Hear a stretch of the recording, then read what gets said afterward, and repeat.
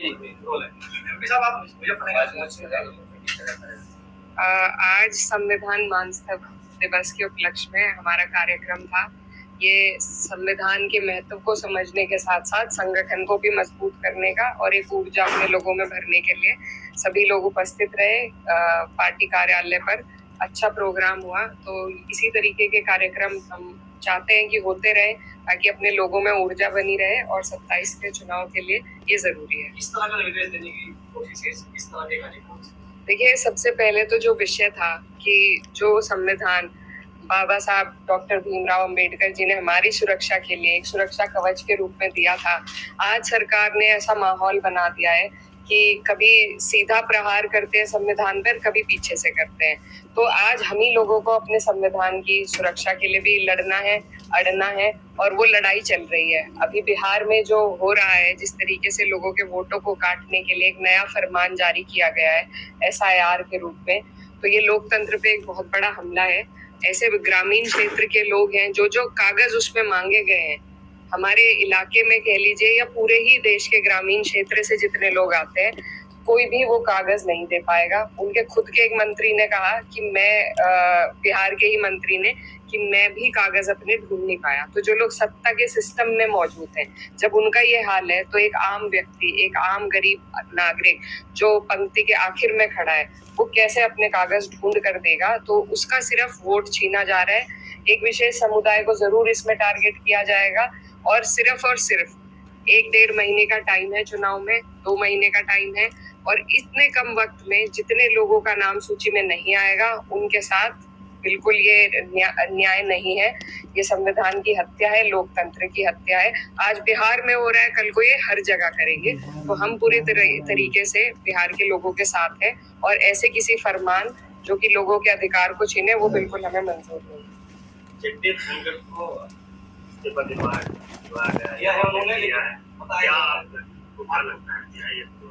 देखिए, उपराष्ट्रपति जी का दूसरे नंबर का प्रोटोकॉल पूरे देश में होता है और उनके कई अधिकार हैं, क्योंकि वो राज्यसभा की सदन के भी चेयरपर्सन होते हैं, तो उनके कई अधिकार हैं।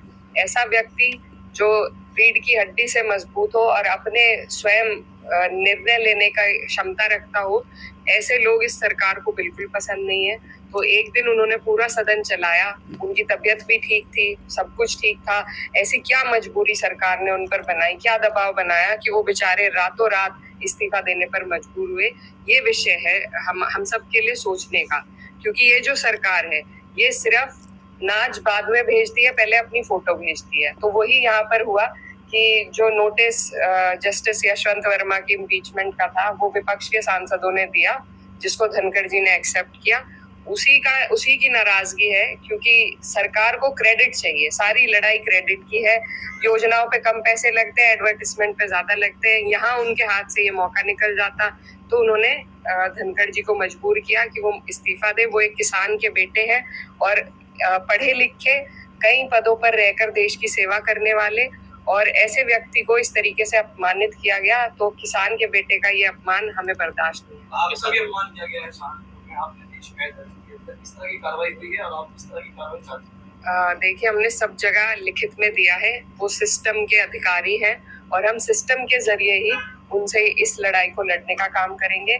जिस तरीके से उन्होंने, न सिर्फ मेरे साथ एक और महिला जनप्रतिनिधि थी, और ये सिर्फ मेरी अकेले की लड़ाई नहीं है, लगातार इसी तरीके से महिलाओं के साथ अभद्र व्यवहार अधिकारी लोग करते हैं। इन्हें अभी आदत नहीं है कि ये महिलाओं से आदेश ले सके, तो लगातार इसी तरीके से बदतमीजी कई जगहों पर होती है। तो ये मेरी अकेले की लड़ाई नहीं है, ये हर उस महिला की लड़ाई है जो आगे बढ़ना चाहती है, जो अपनी आवाज खुद बनना चाहती है। और सरकार जो बेटी बचाओ बेटी पढ़ाओ का नारा दे रही है, 33% आरक्षण दे रही है, वो कैसे सुनिश्चित करेगी कि जो महिलाएं आगे आएंगी 33% आरक्षण से, उनकी सुनवाई होगी? तो ये उन सब महिलाओं की लड़ाई है और सब मेरे साथ है इस लड़ाई में। मेरे क्षेत्र के सभी लोगों ने अपना समर्थन दिया, मैं उनकी आभारी हूँ। देखिए, सरकारें अब इतनी इनसिक्योर हो चुकी हैं कि वो किसी अपने भी पार्टी के नेता की चलने नहीं देना चाहते हैं। सिर्फ CMO पीएमओ, सिर्फ इन 2 दफ्तरों से सरकारें चलती हैं। बाकी लोग सिर्फ कठपुतलियों का काम करते हैं।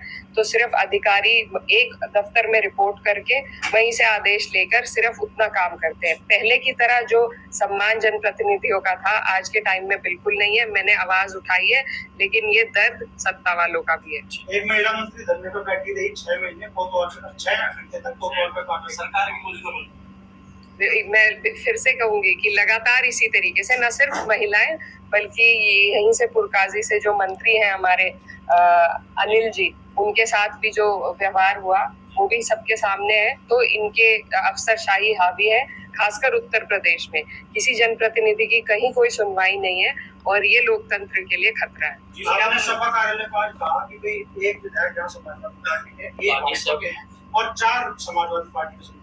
बिल्कुल, देखिए जब विधायक लड़े थे और जीते थे तब समाजवादी पार्टी लोकदल का गठबंधन था और मजबूती से हमने सफाया किया था शामली जिले में से भी, और यहाँ पर भी सिर्फ एक सीट पर सीमित कर दिया गया था भारतीय जनता पार्टी को। अब हालात बदल गए हैं, लोकदल हमारे साथ नहीं है, लेकिन हमारे कार्यकर्ताओं का जो समर्पण है उसी के आधार पर यहाँ सारी सीटें जीती हुई हैं।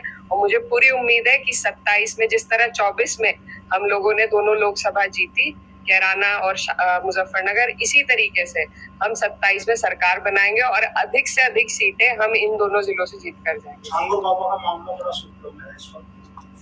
लोग तरह के सवाल उठा रहे हैं और जांच में बहुत सारी चीजें जो तक बताएगा सामने। छांगुर बाबा